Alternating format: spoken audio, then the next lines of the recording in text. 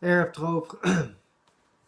Chavrim, I'm Stephen Benoon. You're watching Israeli News Live. Quick take of our broadcast this evening. Sorry about that. A little bit couldn't hardly talk for a second. Anyway, guys, just want to give you a quick update here. Been busy with other issues here that we've been studying on and preparing for. So it'll be tomorrow before I bring out another in-depth broadcast, as well as be teaching on Danun Institute tomorrow. I was hoping to do that today, but just really got kind of caught up with some other issues today. Right now, though, as you can see on your screen here, they show here on this particular site that Macron was leading 23.7% over Maria Le Pen at 21.7. There are others, though, that are showing that Maria Le Pen is leading at 24 point some odd percent, and Macron leading, falling behind with 22% of the popular vote. And no more than I could think it in my own mind, I was thinking to myself, well, if Le Pen ends up winning the first round of votes there, they're going to call this Russian interference with the elections. Well, didn't take long for that to come out already. Rumors already alleged that Russian interference in French election is nonsense, and that's being brought out by Daniel Pasquelli from the Fillon's team. Said that the team of the French presidential candidate Francois Fillon called rumors of an alleged Russian interference in French presidential election nonsense.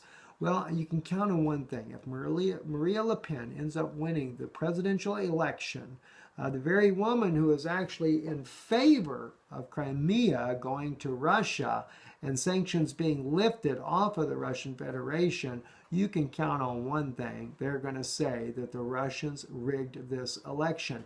Kind of like what's going on right now with the Danish defense emails. For 2 years, intelligence reports reveal that they're saying that Russia has been hacking into the emails of the Danish government. Certain people inside the Danish government, much like that of they're blaming that Russia is hacking the U.S.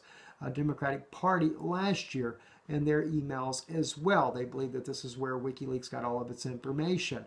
Now, going into a bit of a disturbing news right now, Belarus threatens Lithuania by force in case of a repeated incident in the airspace.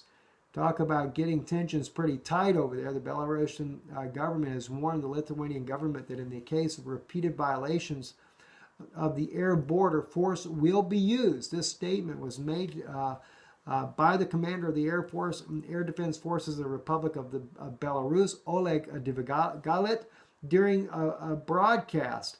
He does state in this as well, though, that he believes that it may have been an oversight, that it may have been pilot error, but it was also the plane that was being flown by the Lithuanian military was very close to their construction of their nuclear power plant. So he let it be known. We're hoping it will not be repeated, but we will use force the next time around. And anything like that could definitely touch off a major conflict with World War.